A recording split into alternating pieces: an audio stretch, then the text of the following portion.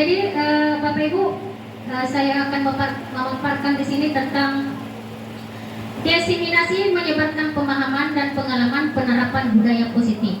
Jadi di sini yang akan kita terapkan nanti atau yang akan kita lakukan nanti di sekolah kita ini yaitu budaya positif. Akan kita bahas tentang apa itu budaya positif. Oke, kita perlu lihat konsep inti budaya positif itu. Yang pertama, perubahan paradigma belajar. Jadi perubahan paradigma belajar ini kalau di kurikulum Merdeka itu banyak sekali. Apa yang kita lakukan yang lalu-lalu itu sebenarnya tidak bertolak belakang sih, cuman banyak banyak kekurangan kita tentang perlakuan kita kepada murid kita. Jadi yang pertama, perubahan paradigma, kemudian disiplin positif. Yang ketiga ada nilai-nilai kebajikan, kemudian kebutuhan dasar manusia, kemudian ada motivasi perilaku manusia, posisi kontrol, serta keyakinan kelas dan segitiga restitusi. Jadi ada beberapa poin di sini yang sangat menarik dan bisa kita terapkan di sekolah kita nanti. Oke, berikutnya.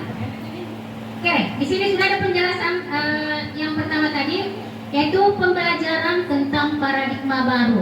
Jadi paradigma baru itu adalah pembelajaran dengan paradigma baru merupakan pembelajaran yang dirancang berdasarkan prinsip pembelajaran yang berdiferensiasi. Saya yakin Bapak Ibu sudah tahu apa itu diferensiasi. Apalagi yang mengajar di kelas 7 dengan 8 tahu betul apa itu diferensiasi. Kemudian sehingga para peserta didik belajar sesuai kebutuhannya berdasarkan tahap perkembangan sesuai teori psikologi modern untuk mewujudkan profil pelajar Pancasila. Jadi betul-betulnya selalu berdasarkan profil pelajar Pancasila. Oke, lanjut. Berikutnya ada miskonsepsi tentang teori kontrol. Jadi di sini miskonsepsi atau konsepsi yang menurut kita salah atau istilahnya itu tentang teori kontrol. Jadi yang pertama di sini ilusi guru mengontrol murid, ilusinya. Kemudian yang kedua ilusi bahwa kritik yang membuat rasa bersalah mampu menguatkan karakter, padahal tidak. Kalau misalkan kita buat anak-anak merasa bersalah, dia akan terpuruk. Dia tidak akan merasa kalau kita langsung kau memang begini-begini, kau itu selalu begini. Tidak, karena dia akan merasa saya ini bersalah kak, begini sekali kak. Makanya ada di sini ilusi bahwa kritik membuat rasa bersalah mampu menguatkan karakter. Kemudian ilusi bahwa semua penguatan positif efektif dan bermanfaat. Kemudian yang keempat, ilusi bahwa orang dewasa berhak memaksa. Tidak boleh sebenarnya, tidak boleh kita paksakan anak-anak atau baik anak-anak kita di sekolah maupun di rumah, tidak boleh dipaksakan. Tidak boleh, karena belum tentu sesuai dengan apa yang keinginan kita dengan mereka. Pasti anak kita mau yang lain, kita maunya begini, dia maunya begitu. Jadi biasa ada anak-anak yang protes. Bisa terjadi di sekolah, bisa juga terjadi di rumah. Oke, di sini mengubah paradigma stimulus respon ke pendekatan teori kontrol. Ada dua di sini. Ada stimulus respon tentang dunia, kemudian ada teori kontrol tentang dunia. Jadi realitasnya kalau di stimulus responnya, realitasnya kebutuhan itu kita sama. Jadi kebutuhan kita sama. Tetapi di teori kontrol itu pada realitinya kita berbeda. Kemudian yang kedua, semua orang melihat hal yang sama. Kebalikannya, setiap orang memiliki gambaran berbeda. Jadi bertolak belakang antara stimulus dengan teori kontrol. Kemudian yang ketiga, kita mencoba mengubah orang agar berpandangan sama dengan kita. Jadi seakan-akan kita memaksakan kehendak kita kepada anak. Nah itu sering terjadi, baik disengaja atau baik disadari ataupun tidak disadari. Itu sering terjadi. Oke, kemudian kita berusaha memahami pandangan orang lain tentang dunia. Kemudian yang keempat, perilaku buruk dilihat sebagai suatu kesalahan. Nah memang kita selalu men-charge anak-anak. Misalkan tadi pagi waktu saya kasih apel, saya berikan pengarahan, anak-anak yang berbuat yang terlambat, langsung kita bilang, kau selalu kau begini. Padahal itu tidak boleh, apalagi kurikulum Merdeka itu kita tidak boleh langsung mencat anak-anak, kau begini, tidak boleh. Oke, kemudian semua perilaku memiliki tujuan. Ada di baliknya itu, sampai kenapa anak itu bisa berbuat demikian, pasti ada alasannya. Kemudian orang lain bisa mengontrol saya. Hanya kalau di teori kontrol itu hanya kita sendiri yang bisa mengontrol diri kita sendiri, tidak boleh orang lain. Masa kita sendiri, masa orang lain mau kontrol, bukan robot, mau diremot kiri kanan. Jadi stimulus respon ini dengan teori kontrol ini sangat bertolak belakang. Kemudian saya bisa mengontrol orang lain, ini juga. Hanya Anda yang mengontrol, Anda tidak bisa mengontrol orang lain. Ini memang tidak boleh dipaksakan kehendak kita sama orang lain. Meskipun menurut kita itu bagus untuk kita, belum tentu bagus untuk orang lain. Kemudian pemaksaan pada saat bujukan gagal. Biasanya kalau dibujuk-bujuk anak, naik mimosita. Jangan dijajah di rumah saja. Kalau disuruh ke anak-anak, tidak mau goyang, langsung naik mimosita, langsung lagi mau apa lagi tuh anak. Pokoknya keluar di semua itu bahasa-bahasa yang menurut kita itu kurang etis sebenarnya. Kemudian kolaborasi dan konsensus menciptakan pilihan-pilihan baru. Jadi ada kolaborasinya, harus ada memang kerja sama antara, kalau di sekolah antara siswa dengan guru, kemudian kalau di rumah antara anak dengan orang tua. Kemudian yang terakhir, untuk stimulus respon terakhir, model berpikir menang atau kalah. Iya, kalau di stimulus respon ini dua sih, menang atau kalah. Oke, kemudian yang teori kontrolnya itu model berpikir menang. Jadi tidak ada yang kalah, menang semua. Pokoknya benar semua, menang semua, tidak boleh ada yang kalah. Oke, ini pengertiannya disiplin positif. Oke, disiplin berasal dari kata disiplina yang artinya belajar. Jadi disiplin itu asal kata disiplina artinya belajar. Oke, disiplin mengacu pada disiplin diri yang memiliki tanggung jawab terhadap apa yang dilakukannya berdasarkan nilai-nilai yang diyakini. Kemudian disiplin positif merupakan salah satu cara penerapan disiplin yang bertujuan untuk menumbuhkan kesadaran serta memberdayakan peserta didik tanpa imbalan penghargaan atau reward, ancaman atau hukuman. Karena memang di kenyataan di lapangan, untuk diri saya pribadi juga, biasanya anak-anak kalau mereka di kelas itu mereka misalkan menjawab benar, langsung kita kasih reward. Saya baru kasih di 91 itu, kemarin saya kasih ice breaking minggu lalu, saya kasih reward yang benar jawabannya, saya kasih reward, padahal itu tidak bisa, tidak boleh sebenarnya, apalagi kalau dikatakan dengan hukuman. Oke, kemudian sebagai pendidik, tujuan kita adalah menciptakan peserta didik yang memiliki disiplin diri sehingga mereka berperilaku mengacu pada nilai-nilai kebijakan universal dan memiliki motivasi intrinsik dalam perubahan perilaku ke arah yang lebih baik. Oke, apa itu kebutuhan dasar manusia? Kebutuhan dasar manusia itu ada 5 sebenarnya. Di sini ada penjelasannya tentang kebutuhan dasar manusia. Kebutuhan dasar manusia adalah segala sesuatu yang kita lakukan untuk mendapatkan apa yang kita inginkan. Seluruh tindakan yang kita lakukan memiliki tujuan tertentu. Dan semua usaha terbaik yang kita lakukan adalah dalam rangka agar kebutuhan dasar kita terpenuhi dengan baik. Oke, ini kebutuhan dasar manusia. Yang pertama, bertahan hidup.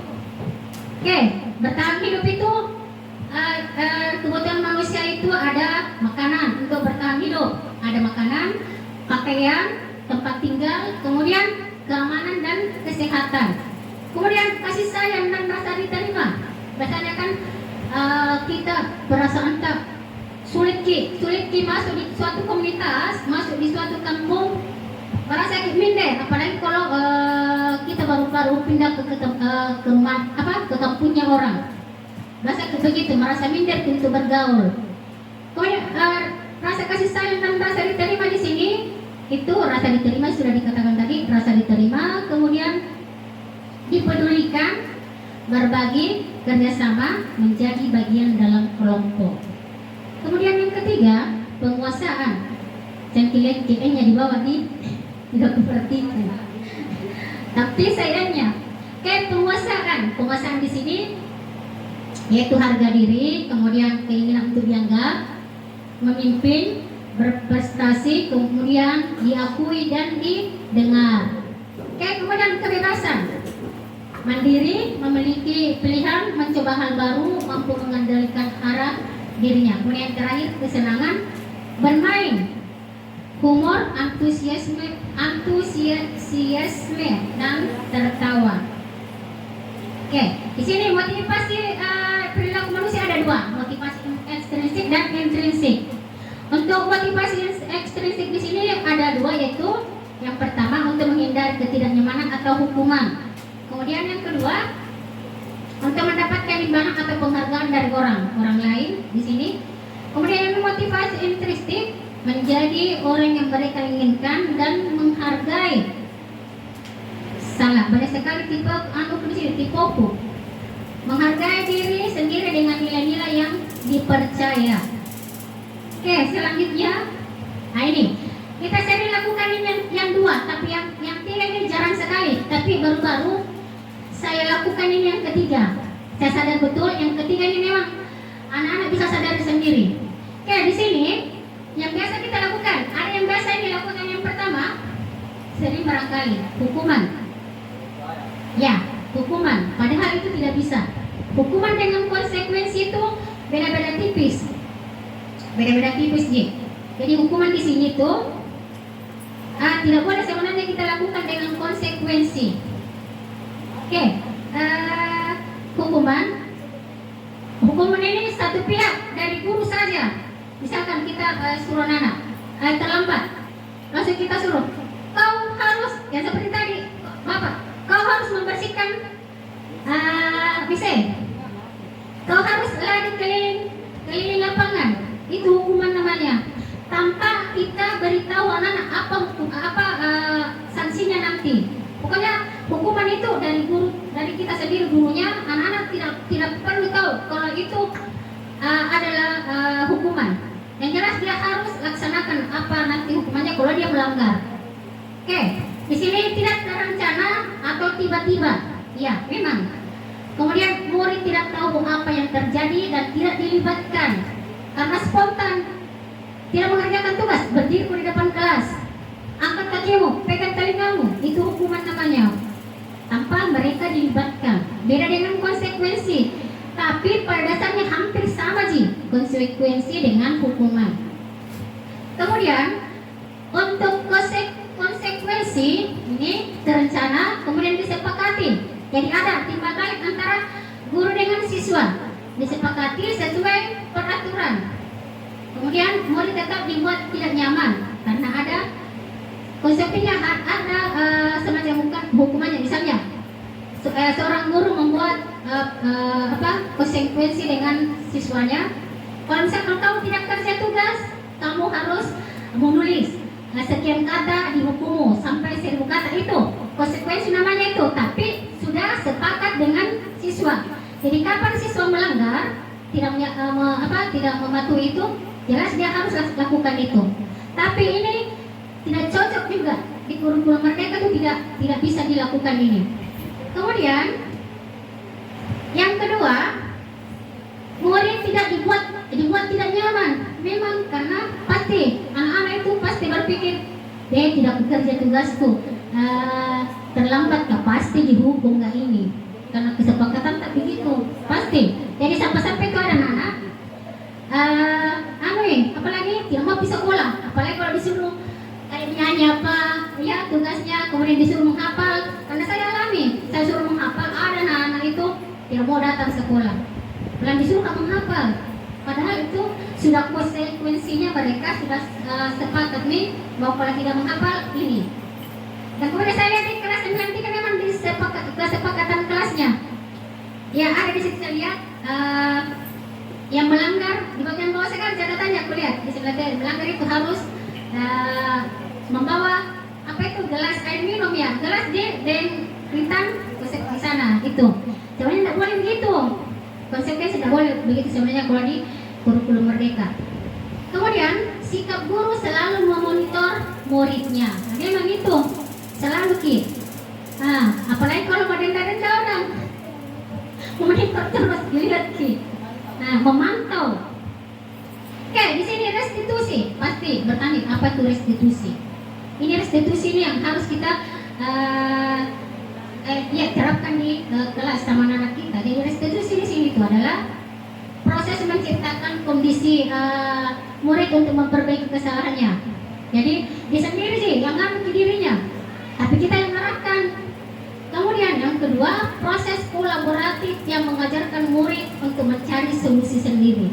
Jadi mereka sendiri yang cari solusinya. Seperti minggu lalu saya kebetulan di 92 itu ada yang terlambat hari Rabu yang lalu, saya panggil ke sini.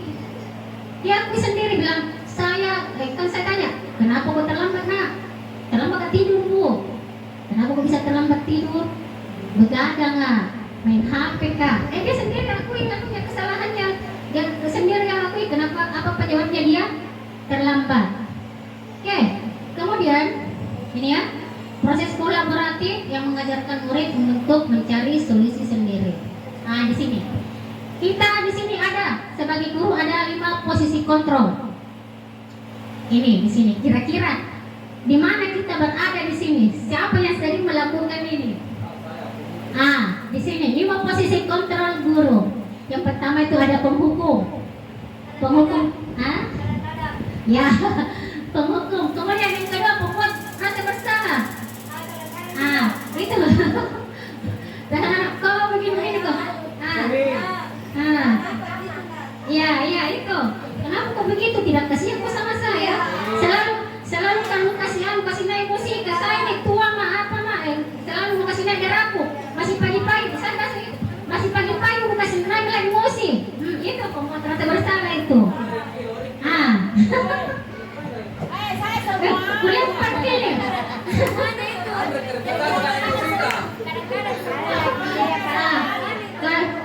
Kuliah 4 kali. Oke, kemudian teman, biasa juga. Nah, iya, begini. Saya pernah juga berada di posisimu mau kau curhat sebagai teman. Kemudian yang keempat pemantau. Seperti yang tadi dihukum, dihukum dipantau ya anak. Jadi sebenarnya untuk yang keempat ini sebenarnya sering kita jadi sebenarnya yang perlu kita ini manajer semua di situ. Masuk semua nih. Maksudnya manajer ini yang paling posisi kontrol guru yang paling bagus. Karena dia memberikan nasihat, tidak menghukum. Tidak juga menghukum, tapi dia memberikan nasihat yang bagus. Tapi kalau yang keempat ini, dan ini yang boleh dilakukan sama guru, tapi pada dasarnya itu salah lagi. Tidak boleh sebenarnya. Bukan salah sih sebenarnya, tapi tidak boleh sebagai pendidik. Makanya dikatakan 5 posisi kontrol guru. Nah itu yang terjadi hampir setiap hari, baik itu disadari maupun tidak disadari. Saya sendiri biasa, kayak seperti tadi pagi, saya bersama bapak sempat tadi pagi emosi sama anak-anak. Sampai ada lupa nih pengumuman. Oke, jadi nih ada contoh penerapan 5 posisi hilang isinya 1. Contoh penerapan 5 posisi kontrol guru. Ini yang sering terjadi kalau di sini. Yang tidak lengkap atribut sekolahnya, disuruh hormat. Perhatikan di bagian bawah, disuruh hormat pada bendera selama 1 jam. Itu penghukum namanya. Yang tidak lengkap atributnya, pulang. Penghukum namanya itu. Atau hormat kepada bendera, penghukum namanya. Kemudian, ini pembuat rasa bersalah. Ini yang dikatakan. Berapa kali ibu bapak harus memberitahu kamu selalu saja mengecewakan ibu bapak. Itu anak memang merasa bersalah, Ki. Makanya dikatakan pembuat rasa bersalah. Oke, apa lagi? Ada di sini. Ini ada teman. Ayo dong, ikuti aturan sekolah. Tolong bantu ibu bapak ya sekali ini. Ya sudah, tidak apa-apa. Lain kali jangan sampai berbuat seperti ini lagi. Itu posisi kontrol sebagai teman. Kemudian yang keempat, kamu sudah melanggar peraturan sekolah.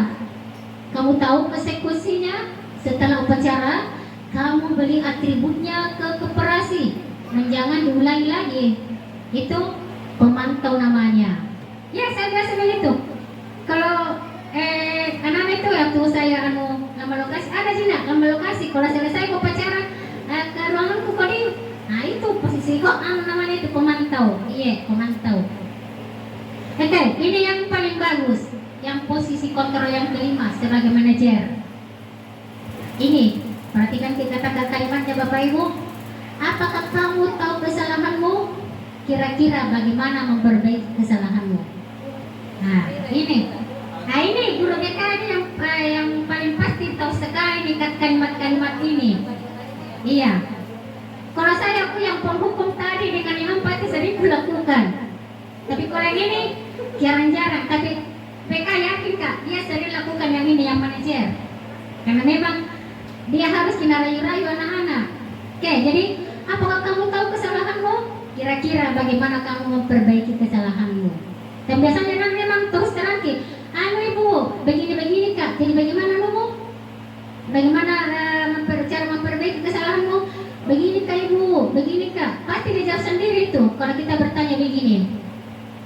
Oke, ini saya mau bertanya Bapak Ibu. Sudah tadi ada pemantau, ada penghukum, posisi kontrol kita sebagai guru ada penghukum, kemudian pembuat rasa bersalah, kemudian teman, kemudian yang keempat itu pemantau, yang kelima manajer. Ini ada pertanyaan saya. Posisi kontrol apakah aku? Kalau saya kecewa sekali dengan kamu, posisi kontrol apa kira-kira itu? Oke, pembuat rasa bersalah. Oke, berarti pemantau di sini. Oke, kemudian yang kedua, posisi kontrol apa kamu tidak pernah benar melakukannya. Ada kannya di situ, tapi tipe lagi melakukannya, ada kannya. Kamu tidak pernah benar melakukannya. Apa kira-kira itu posisi kontrol apa? Ya? Manajer B. Gimana teman? Kamu tidak pernah benar melakukannya, ya? Bukan. Teman dengan apa lagi? Bukan merasa bersalah. Ibu Fira apa Ibu Fira? Teman. Ya, kamu tidak pernah benar melakukannya. Sama seperti tadi. Iya, merasa bersalah dengan teman. Ada dua posisi kontrol di situ. Iya, merasa bersalah. Oke. Apa rencanamu untuk menyelesaikan masalah ini? Manajer. Oke. Oke. Kamu tidak pernah mendapat nilai jika tidak mengerjakan tugas. Apa kira-kira? Pembuat rasa bersalah. Iya. Iya, kamu tidak pernah mendapat nilai jika tidak mengerjakan tugas. Iya. Apa kira-kira? Hukuman penghukum.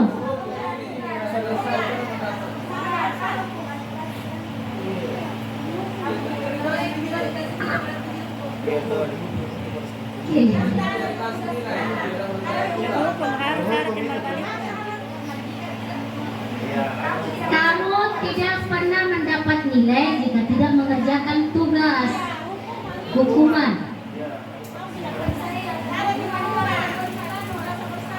Nah, apa lagi?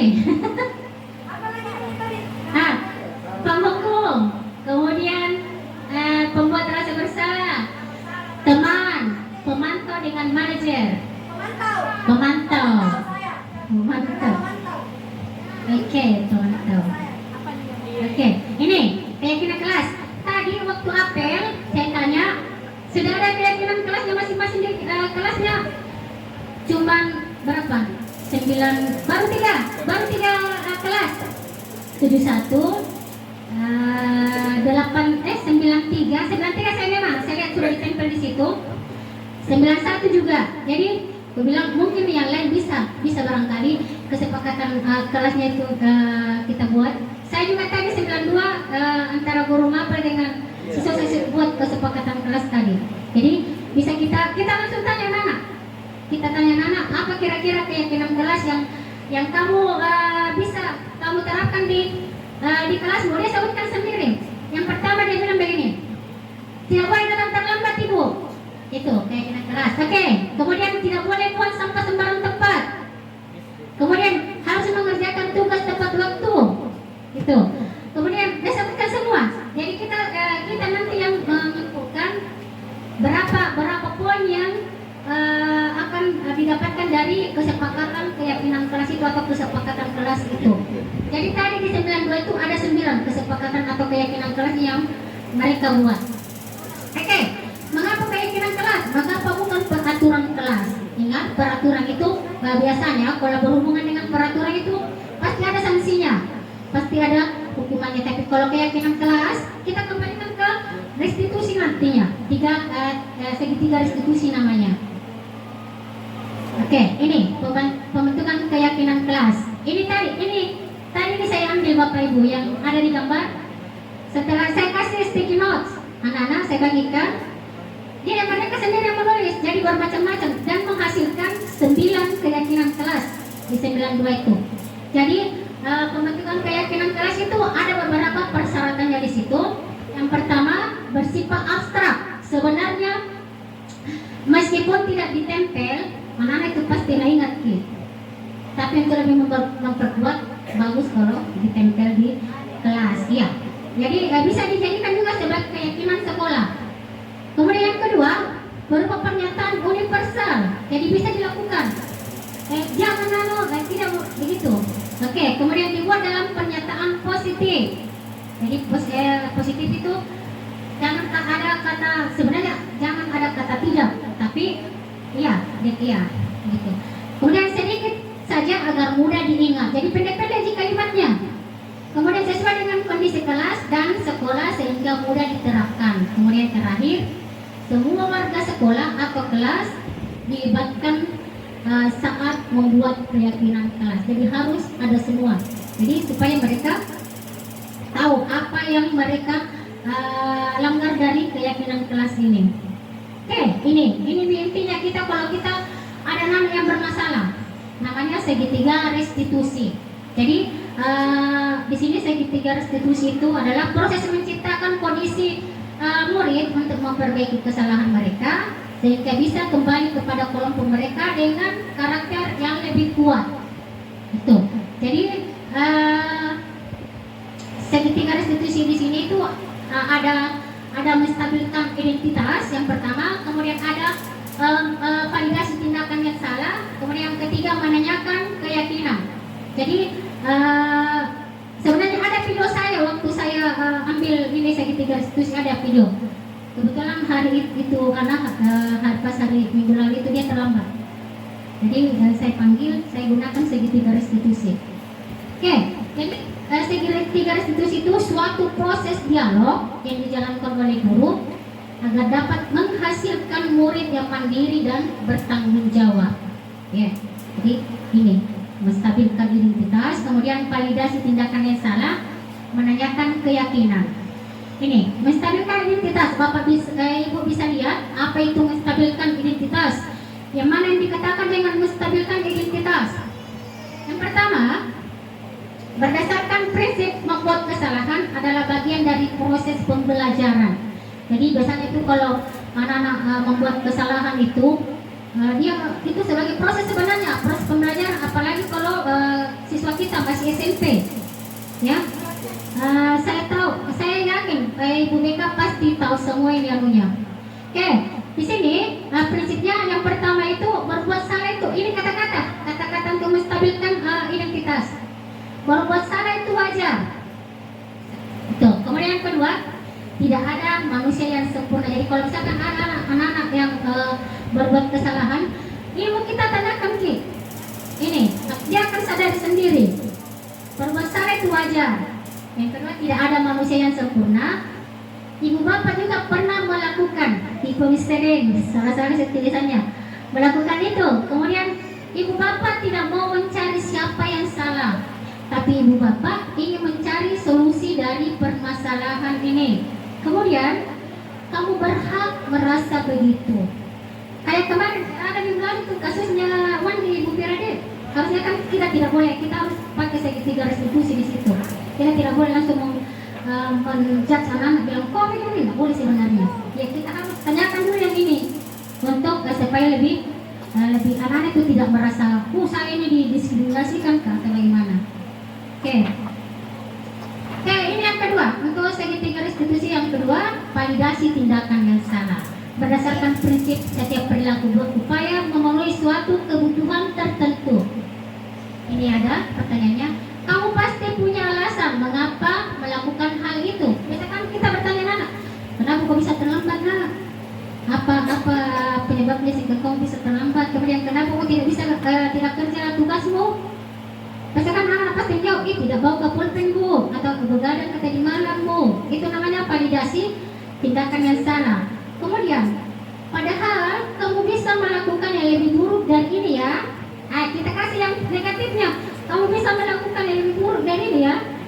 Berarti itu sangat-sangat menunya.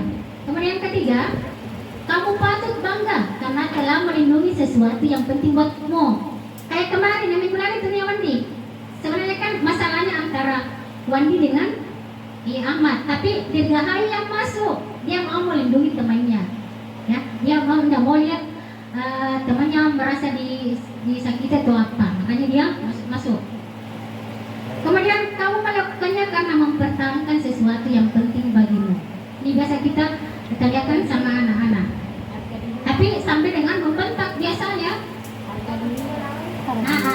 Kemudian yang terakhir, segitiga restitusi yang terakhir itu menanyakan keyakinan berdasarkan prinsip teori kontrol yang tadi itu 5 posisi kontrol kita, bahwa pada dasarnya nggak ada salahnya di situ, pada dasarnya kita termotivasi secara intrinsik.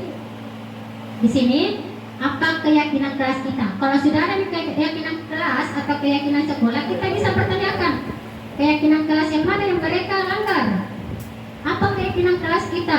Kemudian nilai-nilai apa yang telah disepakati bersama. Jadi kita pertanyakan, kalau misalkan mereka datang terlambat, nilai atau kesepakatan kelas yang mana yang kamu langgar, yang kamu tidak yakini? Dia pasti bilang datang tidak tepat waktu bu. Pasti jawabannya begitu anak-anak. Oke, kemudian seperti apa gambaran sebuah kelas yang ideal menurut kamu? Katanya pembuatan keyakinan kelas di 91. Ibu Tira menanyakan begini, seperti apa gambaran sebuah kelas yang ideal menurut kamu? Jadi anak tahu itu. Dia disebutkan semua begini, saya mau ke begini bu, saya mau ke begini kelasku. Jadi anak itu akan keluar dengan sendirinya kalau kita gali terus potensi. Banyak sekali punya anak, apalagi yang pakai HP, banyak sekali. Oke, kamu ingin menjadi orang yang seperti apa? Apa yang mereka inginkan, dia sendiri yang bisa kontrol dirinya, bukan orang lain. Kalau misalnya dia mau jadi pembangkang, pasti dia selalu bikin masalah. Tapi kalau dia mau baik, pasti dia berbaik terus. Oke, penutup.